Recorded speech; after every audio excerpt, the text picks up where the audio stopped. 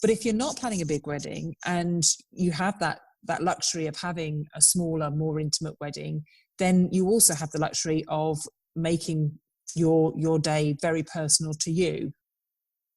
Hello. Welcome back. Season 5 of the podcast. I can't believe this is the 41st episode that I am recording.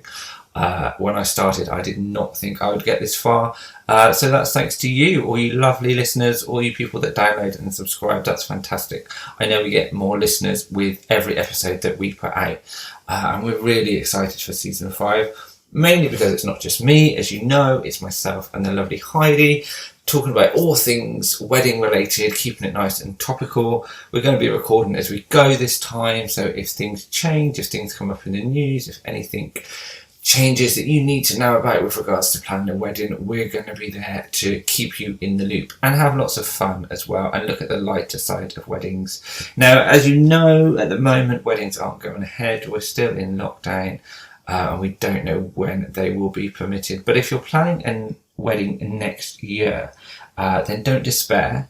We're getting positive that they will be able to go ahead, but they might not have the numbers that you originally planned for. So if you're planning a big 150 guest wedding, that probably won't happen straight away, even when weddings do return. So we're talking today about intimate weddings and why they can be even better sometimes than a big mass gathering that you might have wanted originally.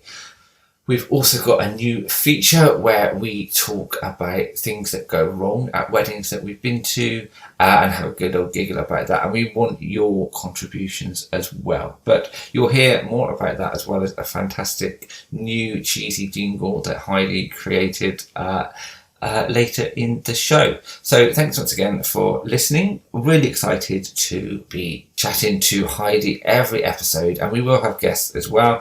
This week it's just myself and Heidi, as we have lots and lots of wonderful wisdom for you to share on why intimate weddings can be incredible.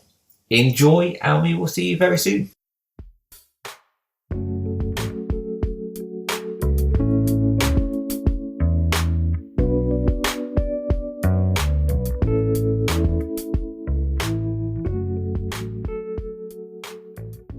Hello, Ross. How are you? Hello, Heidi. I'm good. I'm really good. How are you doing?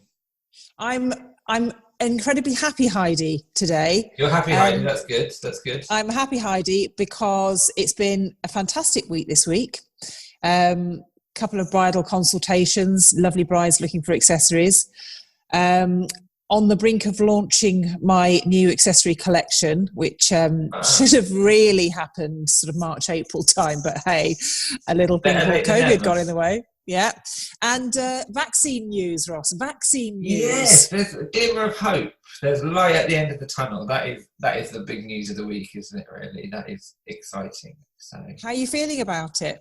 I am cautiously optimistic, I think. I know it's not going to be a sudden win, and we still have to do all the sensible things and the distancing and all that at the moment, and it's gonna take months to sort of filter through, and sort of the end of the pandemic is not here yet, but it's in sight. So I am really enthusiastic, and I think for the industry it's such good news that looking forward, things will, touch wood, start to open up, and people that have got weddings next year can relax a bit, and there's that percentage of it going ahead, that chance of it going ahead has increased significantly, I think. So I think we're all allowed to feel a little bit lighter and a little bit more hopeful this week.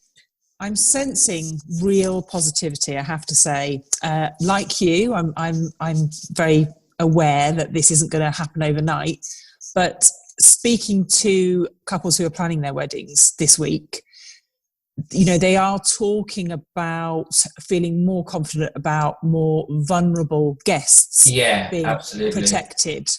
And I think we're all aware that really this is about protecting the most vulnerable in society.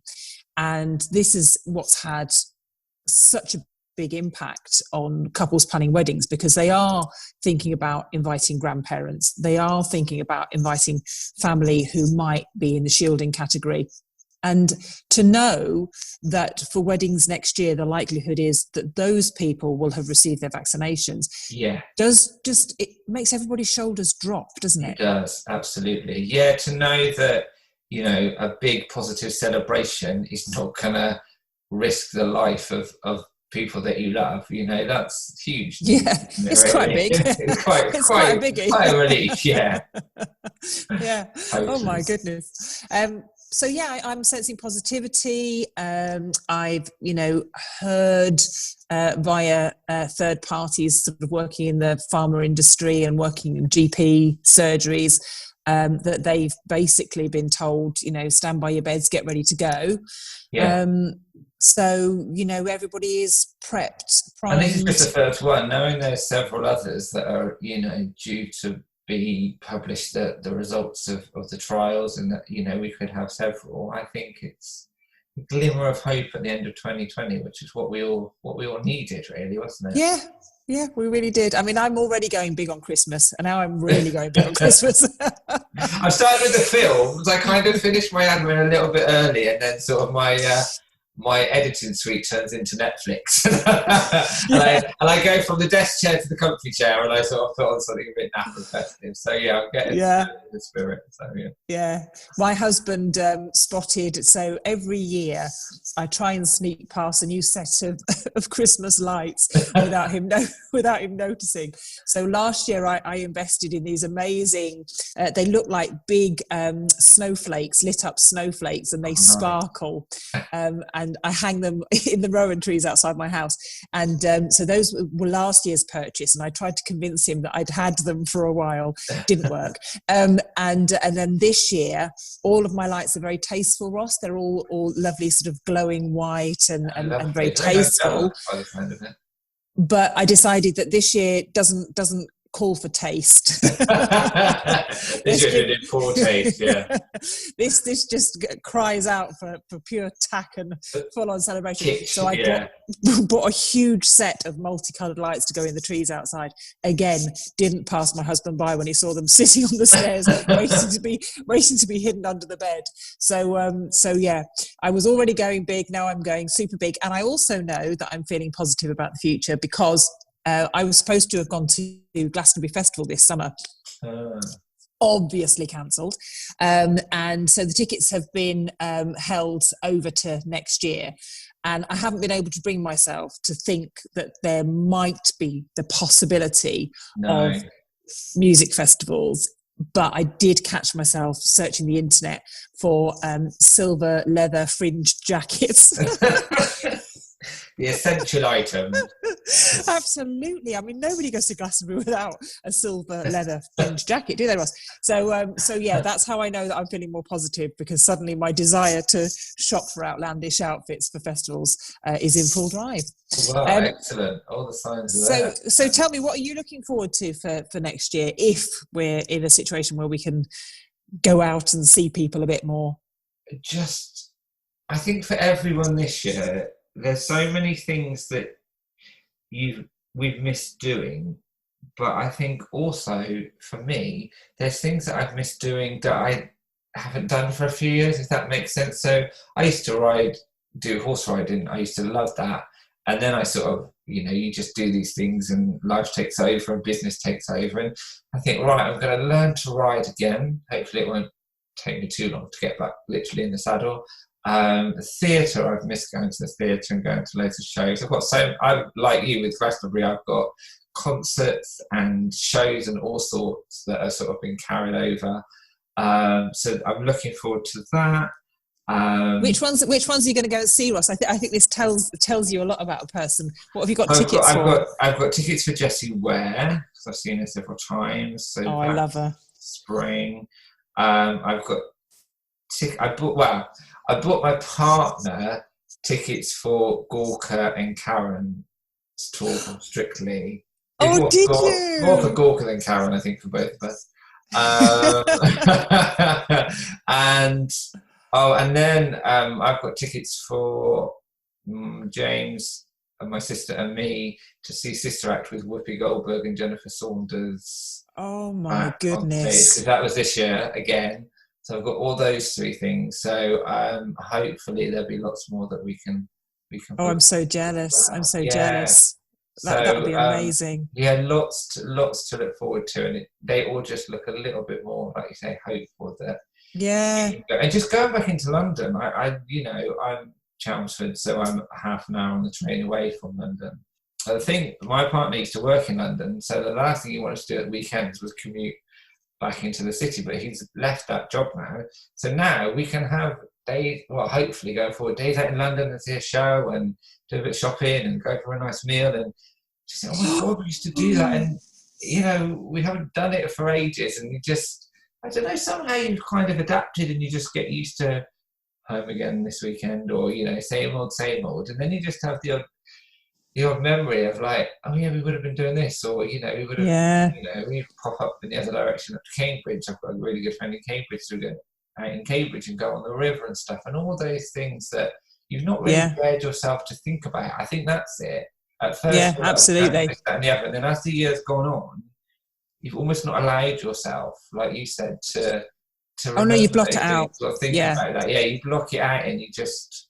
You get your head down, or your Kindle or something. Whereas now, just that news, you think, oh yeah, well, there's little things you can live again. Really. Do you think it's going to be like the Roaring Twenties?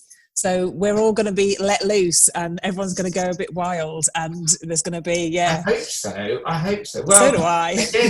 next year, my other half is 50, and my mum's 70.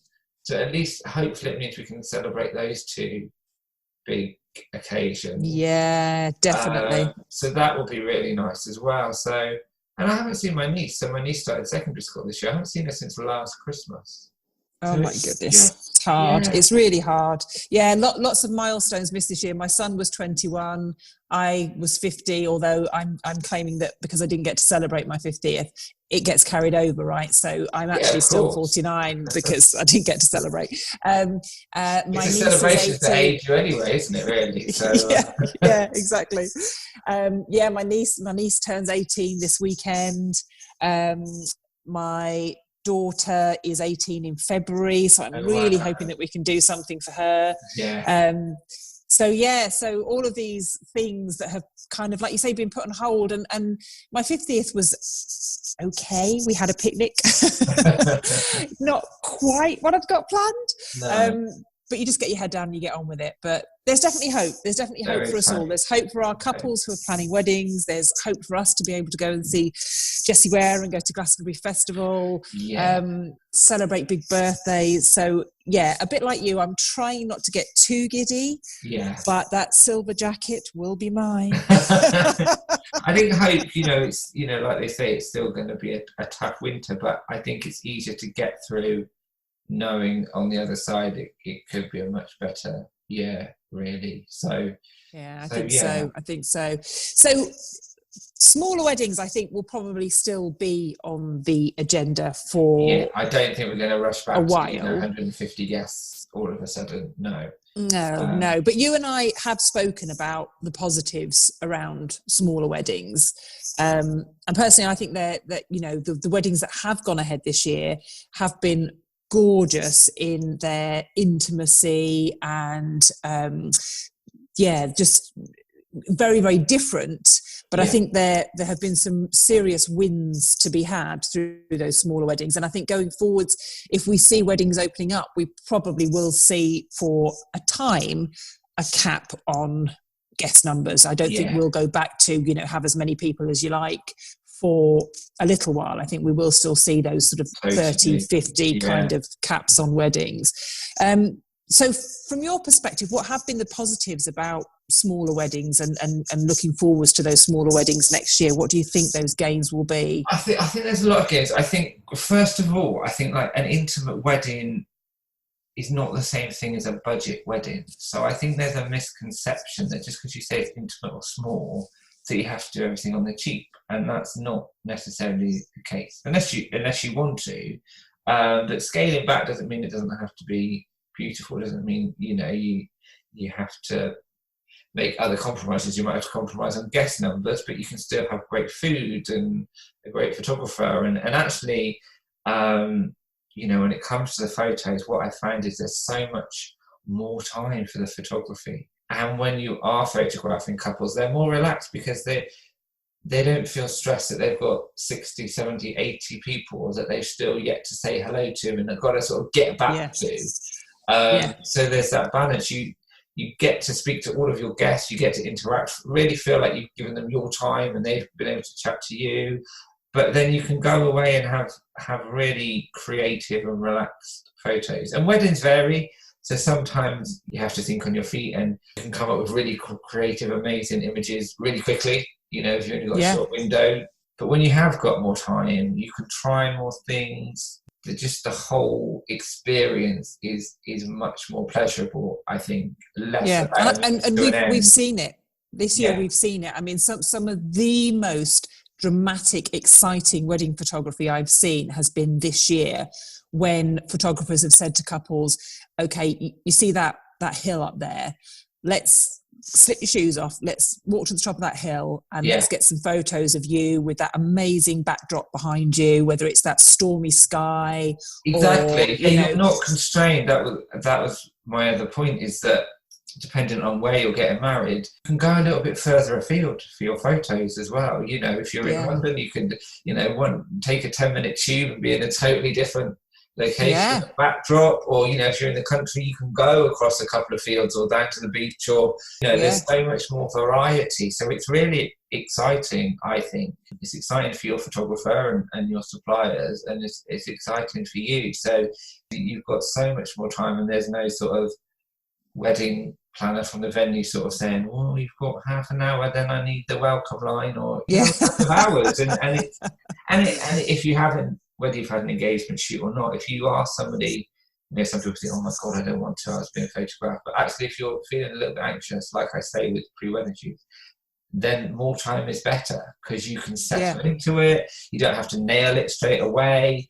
You can try more things. So actually, do you feel more comfortable on your partner's left side or right side, or are you better when you're moving a little bit, or do you prefer, when I'm a bit further away, or do you like the close-ups? And it's all those things you can experiment, and you'll just get, so many more images as well, so much more variety in your images. And I think that's where a photographer that's a bit more creative and forward-thinking will come to the fore, actually. So I think if you're planning an intimate wedding and you haven't booked people like a photographer or those sort of creative people, you want to avoid those photographers that maybe have got a bit stuck in a routine and they're like, okay, when I shoot at this venue, we do a kiss under that tree and then you sit on that bench and then we do that. You don't want, if you've got loads of time to be creative, you want a photographer that's not going to go through the motions, they're gonna be creative and think outside the box. So because let's face it, things have changed and everything needs to change with that. There's no point, as you say, if this is normally the group shot, hello, there's no group here. There's us and the celebrant and a couple of others like that. If you don't want hundreds of photos of just you two, there might be time. I'm not saying there is or isn't, and I don't want to put pressure on other photographers, but your sister might be there with her little boy, and maybe they get to have a 20-minute family shoot and they get some photos for them. And that was one of my points, actually, not so much a benefit, but if you've got a budget for a wedding and you suddenly have to reduce numbers, yes, it might be a sigh of relief that you have to spend less, but if you've already budgeted that money, it could go a lot further, get a lot more from the suppliers that you've booked. You might not need 3-tier wedding cake, but maybe you want every guest to go away with a little box of cupcakes, or maybe you want a little edible favour as they sit down to eat. So, when you're talking to your suppliers, don't go in with, well, we're having less, so can you knock that money off? Say, well, we budgeted for this. We don't want... And it's happening. And it's happening. Yeah. Can you do something else? Can we add to it instead of having this big cake? Can we have a smaller cake and this? Or can we have these photos, but also can my mum and dad have like a quick session because, they haven't had photos of just them for it? Again, it reflects the time. And I saw a real wedding very recently. It was a few weeks ago at a gorgeous country house hotel in Cheshire, near where I am. And the couple had decided that although their guest numbers had been slashed from sort of 120 down to 20, they they didn't budget on the flowers, they didn't budget on the outfits, they didn't budget on the food for those that the guests would take away with them. They didn't budget on the venue, they didn't budget on the photography, and they were very clear that although they were being forced by the current situation to have a small intimate wedding, they didn't want it to look small. No, so that's a really good point. They wanted to look back at those photos and see a big celebration with smaller numbers. Yeah, and I think that's why the term intimate is sort of come into play, because I think it's a better description of that kind of wedding. Again, small alludes to, I don't know, uneventful or a bit sort of skimping or something, but intimate just means that it's still beautiful, it's still creative, it's still everything you want. It's just more intimate. There's just more time for everything, actually. Yeah, definitely. Absolutely. Yeah, absolutely. So what else? Yeah, and that was my other point, is it keeps the focus on why you're getting married, which I always come back to, actually. Planning can be stressful, and it's still takes a lot of time to plan an intimate wedding, but there's sort of less superfluous things to worry about, I think. You should always be pleasing you and your partner. It shouldn't be about pleasing your guests, but there might be less guests to please. Vows become a bit more the centre of the day. You can take your time. You're a bit nervous or a bit anxious about a certain part of the wedding. At least you've got sort of a bit more time to relax into it and do things your way. It's going to be less of a conveyor belt. So you can sort of keep focused a bit easier on what. And when you think about it, in normal times, one of the pieces of advice that we always give our couples is, make sure you make time for one another in your day. It's very easy to get carried away with the occasion. Plan some time for just the two of you. Yeah, absolutely. And in normal circumstances, when you have got all those guests to get around, it's something that you physically have to build into your day. And I can remember doing it and saying to my husband, right, okay, at this time, why don't we meet at the bar, have a drink, just look around the room, appreciate everybody that's arrived, and just take a moment. And you have to build that into your day. With an intimate wedding, as you say, you don't have to do that so much because you've got fewer guests. You don't feel so guilty that you haven't spoken to that person that's driven 3 hours to be here and booked a hotel. And so it can't fail to be more about you and your partner and your exchanging of vows and the celebration of you coming together. So I absolutely agree with you, Ross. It really does make it more focused on why you're doing this. Yeah, absolutely. Which is a lovely, lovely thing. It is a lovely thing. And obviously there's going to be disappointment that certain people in your life can't be there.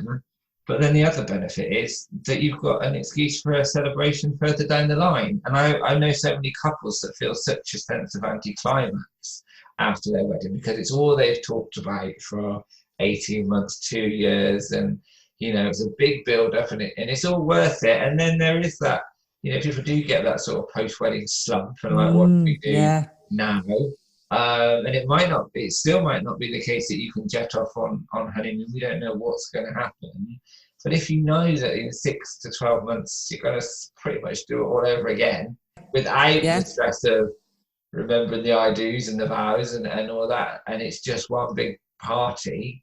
Oh my God, it sounds good. But that's going to be amazing. That's going to be really amazing. So you've kind of got 2 weddings in one, really. Yeah. And I think that's a huge benefit, actually, as opposed to having one wedding with so many people there that then you have to compromise on other elements in order for all those guests to have something to eat at the end of the day, because that's what bumps the sort of cost up, isn't it? It's sort of the catering for 150 people is when the money sort of really sort of hits you. You think, oh God, we've got to feed half these people we don't want here, but we've still got to pay to feed them, kind of thing. I remember those conversations. So I think that's great. So, and I just think a lot of people are obviously disappointed because not everyone can be there. But allow yourself to be excited. It's still just as momentous an occasion. And it's Yeah. feels And I think in some ways, Ross, I think in some ways more so, because the weddings that have gone ahead this year have gone ahead in extreme circumstances. Yeah. They've been very challenging to arrange. And so the sheer joy of achieving it, of actually, you know, our love has overcome COVID, and the weddings that have gone ahead, and my couples that have got married, I think have been more joyous than almost any other wedding I've seen. Yeah. You know, they've been so overwhelmed with the fact that we did it, and you know, they have built in that real intimacy to their day and the personalized vows, and so in so many ways these smaller weddings mean more. It's almost like wartime weddings, you know, that sort of real sense of, you know, achievement. I think that's what's really important. I think that's what's lost a lot of the time is a sense of perspective. And I think your attitude determines the outcome, doesn't it? I think if you approach it from a sense of gratitude that your wedding can go ahead, that you've got a reason to get married, you know, that's always the number one. And I always say your guests take your cue from you. So if you're there excited and it's a special day, your guests are going to enjoy it. If you're constantly sort of thinking of the what ifs, or, oh, well, we should have had X amount of guests, or we still can't have a disco, or we still can't do that, try and focus on the things that you can do, I think. And it still will be incredible. Absolutely, I couldn't agree more. So, I mean, a bit like you, sort of thinking about the positives about smaller weddings.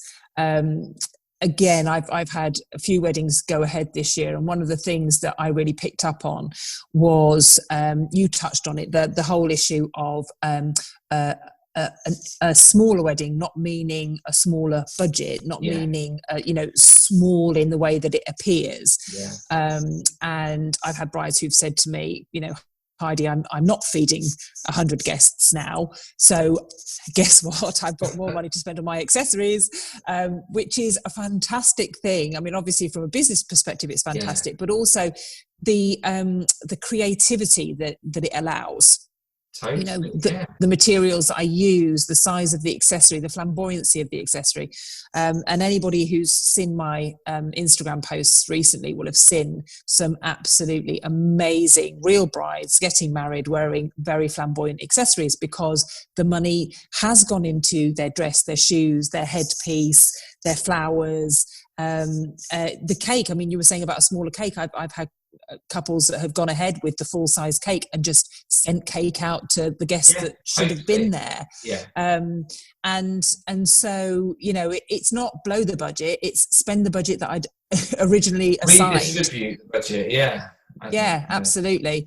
So that and again, going forwards, if we do see caps in numbers, it, you know, it shouldn't mean a sort of a smaller, you know, less exciting day, a less exciting celebration, and all that entails. I mean, you want those photographs to show the joy, because unfailingly there is joy at weddings, and you want the photos to show that joy. And like you say, there's experimentation in the photography, there's making sure that the flowers still look absolutely fantastic. So, you know, give your photographer something to photograph, get out there, buy the flowers. But so I think, as you say, budget redistribution is a real win out of this situation, and cap numbers, and those opportunities really to create really meaningful, again, time is such a boon, a bonus. A lot of couples spend a lot of time planning their bigger weddings, you know, handcrafting items that are going to go on the table, you know, managing table plans, and, you know, whoever, you know, jumps up and down and goes, woohoo, I've got to do table plans tonight. Nobody does. So there's a lot of time spent on organising that number of guests, organising the entertainment, organising the table plans. You get given that time back if you're planning a smaller, more intimate wedding. You don't have those sitting, you know, you get home from work and, oh, now we've got to sit down and sort out the table plans tonight. Instead, you can focus that time on thinking about meaningful tokens that you can share with one another. Now that might be your vows. It might be that you have a celebrant-led wedding and you come up with, and again, this year I have heard vows that have just had me blubbing like a baby because they are so beautiful and personal and really hit the nail on the head as to, you know, what it is I love about you. I'm not saying that to you, Ross, by the way. We haven't got time for all that. I'll write them later. So that real sort of personalization and things like one of the weddings, one of the brides I had this year, her wedding went ahead in Glasgow. Her and her partner hadn't seen each other in the 4 months up to the wedding because she was shielding and he works as a respiratory physiotherapist working with COVID patients, recovering COVID patients. So they hadn't seen each other for 4 months up to the ceremony. So they wrote the most beautiful vows. There was the most wonderful reveal moment when they literally saw each other for the first time on the wedding day, first time in 4 months. And they'd taken the time to make sourdough donuts for one another that they'd filled with three different flavoured jams. And each flavour of jam represented a different guiding principle for the first year of their marriage. So they had patience, teamwork and understanding. I'm welling up. I'm genuinely getting quite emotional here. But they had the luxury of time. They had the time to think about these really beautiful touches that they will never forget. They were captured in photography, and this is what an intimate wedding allows you to do. It does give you the gift of time. And the chance to think outside of the box as well, isn't it? Because, you know, it's called Your Individual Wedding. So it's about making your wedding your own. This is what I really firmly believe in. But again, that's an example of, you know, making it your own and not being constrained by, well, this is how we do it at this venue, or this is what you have to do, or this is the process. All that sort of gone away, and it's just whatever you make it, which is beautiful, isn't it? Yeah, absolutely. And if you are sort of, you know, hand making tokens of love for one another, you haven't got to think, oh, there's another 120 people that I've got to make these for. You know, you're making donuts for one another. That's it. That's the end of it. So yeah, you know, it's like you say, more time to come up with these individual touches, and just be a bit more adventurous. You know, you can have a small wedding in a forest with a celebrant. You know, you don't have to, like you say, there are constraints around bigger venues, and if you are having lots of guests at your wedding, then the bigger venues definitely have a way of doing things. In many respects, that's incredibly helpful because it's a real, you know, hand-holding guidance document, if you like. You know, think about this at 11 o'clock, think about this at midday, think about, you know, sorting that out at 12:30. So it really helps if you're planning a big wedding.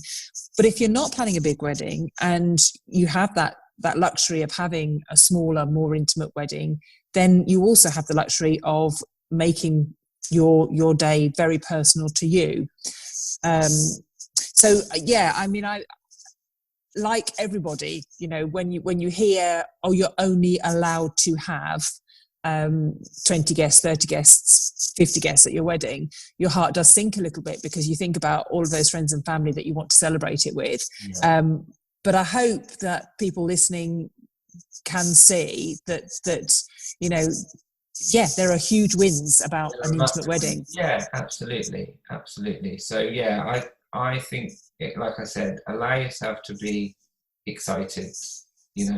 And I think actually at this point, most people that are planning a wedding sort of for next year will have come to realise that that's probably the reality, that they're not going to have maybe as many. I think this year, obviously, you within a week, you're suddenly being told to cut your guest numbers by 80% or whatever, and that's a huge shock. I think probably a sort of win for people that are still planning their wedding is they've got time to sort of adjust to that as well, get their heads around it, and then sort of make the most of it, and like you say, redistribute the budget and and sort of go for it in another way, really. So yeah, there are huge wins, and I'm still massively excited by all the weddings I've got booked, and that's another huge win. For anyone planning a wedding that's getting married next year, suppliers are going to be so relieved, excited, and bursting with creativity just to get back doing what they love. So, you're going to get the best from everyone that you've hired. One, because they're so happy for you and want to do a fantastic job for you. But two, they've been sort of at home, not being able to sort of create. And that's why we're in the job we are in. So, you're going to get amazing photos and videos, and the flowers are going to be incredible. And you're going to sort of really get the best out of everyone you've hired to make the wedding what it is. So, and make sure you book them early, because my goodness. Oh yeah, I know. Yeah, I've had inquiries this week, and I'm like, fabulous sounding weddings, wonderful venues, and I was just, it sounds amazing, but it's just my diary's getting so full that you really do need to book in. Yeah. See them, love them, book them, I think is the mantra for next year and for 2022. I think we've had so many weddings postponed, we've had so many people putting off setting a wedding date, and already next year and 2022 are looking very vibrant, very exciting. And as we said, news of a vaccine, and then we're going into proposal season, Christmas and New Year. So I think if there's a glimmer of hope with things getting a little bit back to normal, then we're going to be even busier with newly engaged couples, which is exciting. Hooray!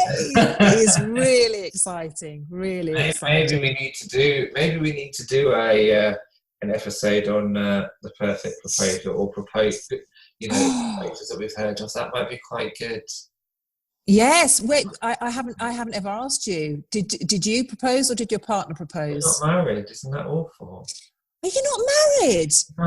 Isn't that this is the every year. Christmas I'm hoping Ross, for that proposal. Like, how many do I have?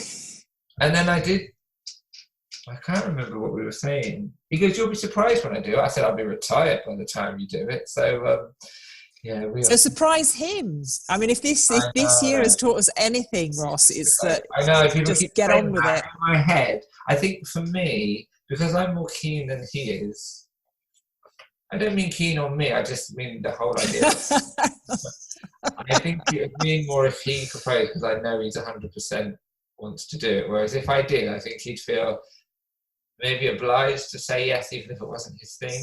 But again, I think with intimate weddings, I think that would suit my partner a lot more, because I don't think it's marriage so much as a big wedding that's putting him off. I think the thought of that's not his thing at all. That's so interesting, isn't it? That's so interesting. That big thing all about us. Yeah. I don't think he's one, and I'm not bothered. Actually, I'd love an intimate wedding, and like I said, the budget goes further, and you can have the best of everything. If I maybe that's my next sort of plan. Yeah. It's just small little,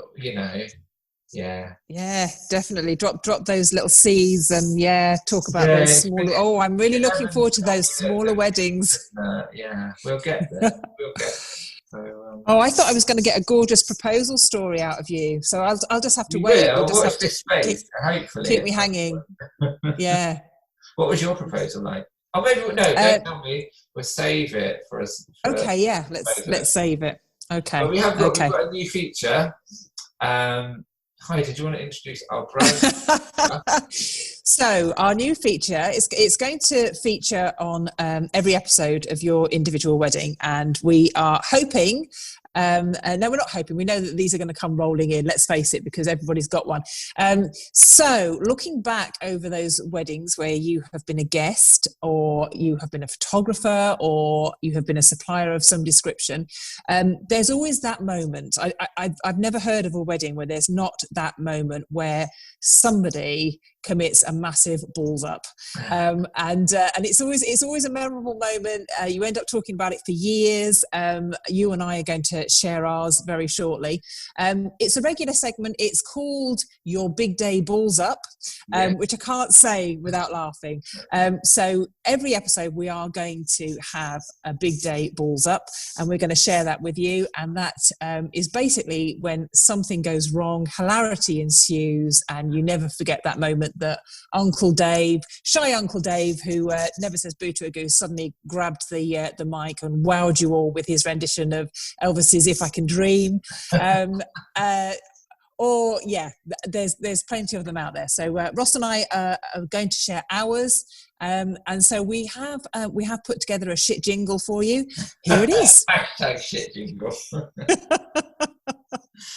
And we're going to play it now. So you might want to. I was going to say turn it out. You might want to turn it down. Here we are. How dare you? Heidi and Ross's Big Day Balls Ups.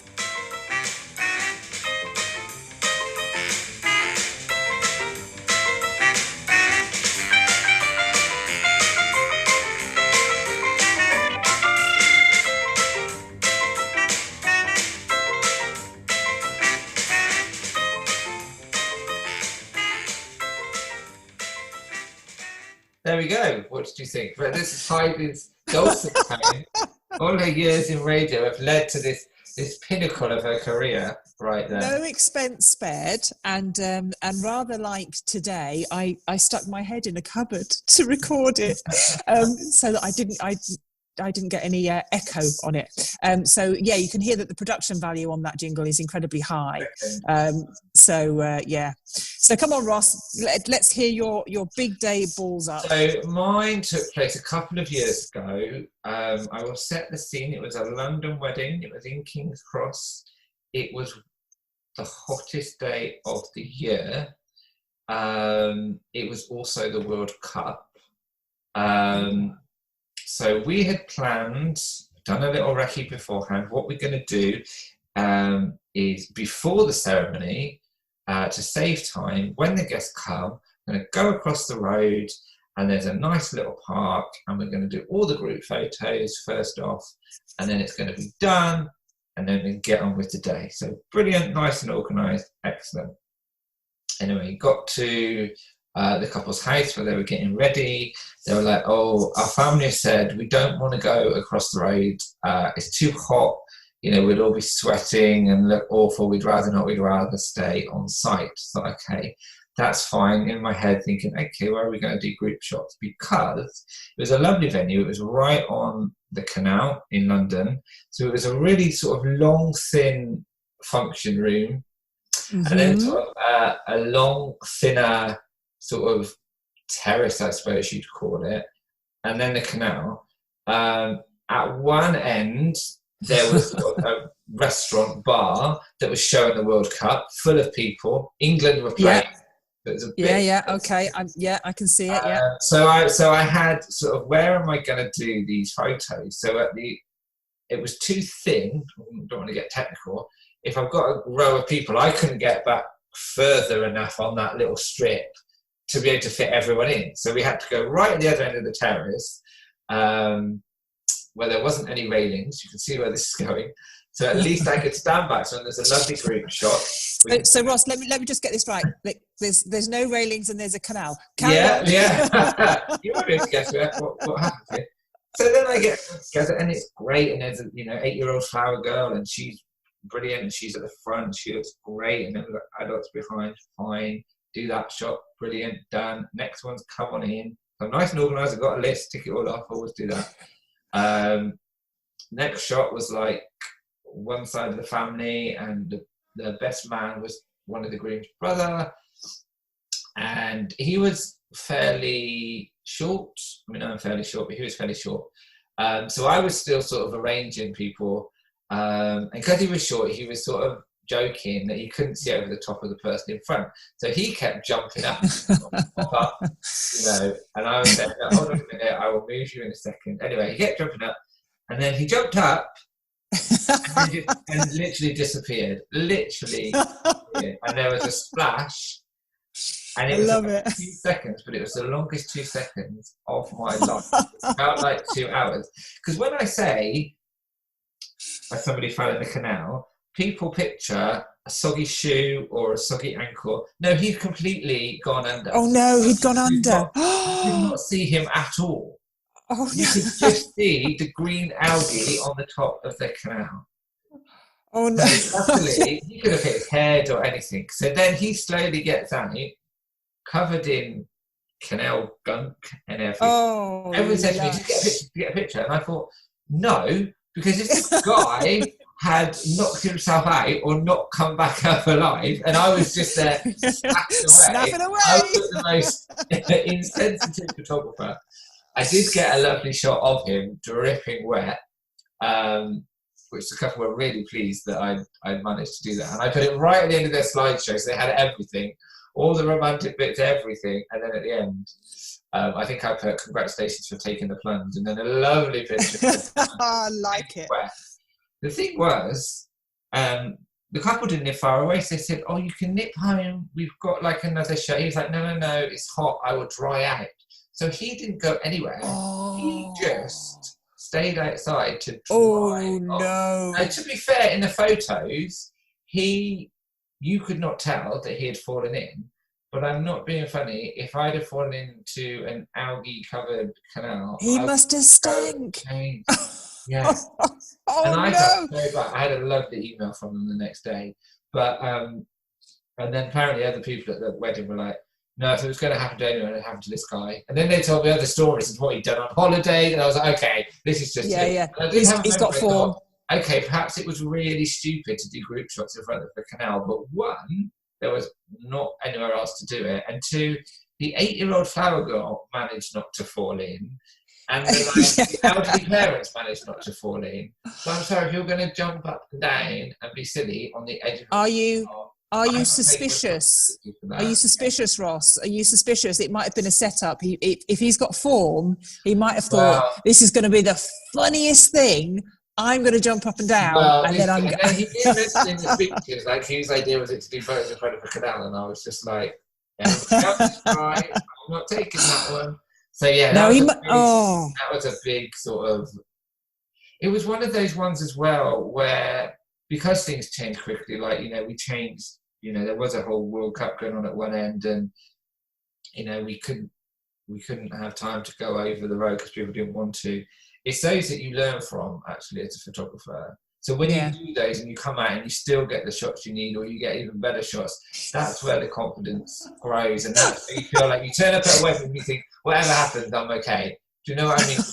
You need those ones to kind of, process. Beware of Ross's weddings. I love this. It's all a learning process. So there was the time the guy fell in the canal. There was the time that that the mother-in-law had her skirt tucked in the back of her knickers. There was the time. It's all a learning curve with Ross. So yeah, I love that. People always comment on how calm I keep. And how I keep inside, I'm myself, but on the outside, inside you're going, oh my god. I think you do. I think when you come back from a wedding, I'm really exhausted because obviously it's a long day. It can be a 15-hour day, including the journey and things like that. I do find it hard to sleep straight away. You think, oh, head on the pillow, fall straight asleep, because mentally you have to be so switched on, and you are constantly changing your mind, or you've got 15 people in front of you wanting to know how to stand, and I'm just wondering whether I need to move them all a meter for better lighting. You're constantly thinking, but keeping that calm, presence. So it's very hard to then just get home and sort of switch off. So it helps, but it enough exhausting. Yeah, absolutely. I love it. That's fantastic. I love it. The best. He was the best man, was he? Yeah, brother of one of the grooms and the best man. Yeah. Excellent. Best man in the canal. God alone knows what he found in his underpants when he stripped off at the end of the day. A bit of random algae. And what about from your own wedding? No, it was a family wedding. It wasn't my wedding. It was a family wedding. So it was actually my brother-in-law and sister-in-law's wedding. So my husband's brother, and you will have probably been to these weddings where the guests have the disposable cameras on the table. So obviously you have your wedding photographer, you have all of those gorgeous, glamorous photos of you and the family and intimate photos of the two of you. And their idea was that they wanted to catch those moments that the photographer wouldn't catch. So those silly moments around the wedding breakfast table or people on the dance floor or whatever. So they'd stuck all of these disposable cameras on the tables. I mean, I can't believe that they didn't know that this was going to happen. I mean, when you think about the state that people generally get into at weddings. So they'd stuck the disposable cameras on the table with this lovely little invitation to take your own photos of you and your partner and your people at your table. And at the end of the day, there was a box. So as you left, you popped your disposable camera in the box, and then they scooped them all up and took them to be developed so that they could look back at their guests and what their guests had got up to. So, you know, if you can't get around everybody, at least you can see that they were having fun at your wedding. What a lovely idea. And so that's exactly what happened. People took photos, they popped them in the box. At the end of the day, the box went off to, I don't know, Boots or wherever, and they developed the photos. Now then, there were a group of gentlemen who were a bit worse for wear at the wedding, and they thought it would be absolutely hilarious to take their disposable cameras to the gents with them. I don't know what it is about this particular sector of society, but there's nothing funnier, Ross, is there, than taking photographs of your own willy. Some nice dick shots on the disposable camera, because that's what the couple wanted to see at the end of the day when they got those photos back. I'm sure they were sat there thinking, well, I hope there's some willy pics in here. So they developed their photos, and lots of lovely photos came back of great Aunt Mildred and Granny and Grandpa, and then about 20 dick shots. So that in itself, mildly hilarious, not as funny as they obviously thought it was when they took them off to the toilet and thought, oh, aren't we funny, getting our wheelers out. But the funny thing is that in their worse for wear states, what they didn't realise when they were taking their dick pics is that their ties were hanging in the photos. So they hadn't bothered to swoosh the ties out of the way. So each penis came with identifying tie. So when the couple were going through their photos, it was very easy to refer back to their professional photos and go, okay, so that's Ian, that's Dave, that's Simon, and yes, coordinate the willy pics with the professional photos. It's absolutely fabulous that they thought they were being very funny and very anonymous. But yes, beware, gents or ladies. Oh my God, can you imagine? Oh no! Like naked attraction all over again. Yeah, identifying photos. So yes, if you are going to take photos with disposable cameras in the gents or the ladies, make sure identifying clothing is also removed. I'm going too far, aren't I? This is too far. No, that's brilliant. That is brilliant. Yeah. That is so funny. So that's my big day balls up. So what we're hoping, Ross, is that that people contact us with their own big day balls ups to share. If you think you don't have one, but you've heard of somebody else's, or you hear something online, we're going to be doing this every episode. So do get in touch with us. So and how can they get in touch with us? So we now have an Instagram account, Your Individual Wedding. So if you haven't already, please follow Your Individual Wedding on Instagram, and you can just drop us a line on there. Just send us a DM on there with your big day balls up. Yeah, excellent. And any other ideas or questions for the show as well, but mainly your balls ups. That's what we want to. Mainly your balls ups and feedback on the jingle. Positive feedback only. Thank you very much. Yeah, do you like or love it? It's like when you see those stories and the poll is like, I like it. I really like it. That's it. So, Yeah. Cool. Best so we've guided you through the pluses of intimate weddings. So if you're planning an intimate wedding, I hope it's given you a little bit more reason to be excited and sort of got you back in the mood for are looking forward. There, as we say, there's a glimmer of hope with this week's news. We're recording this, what's the date today?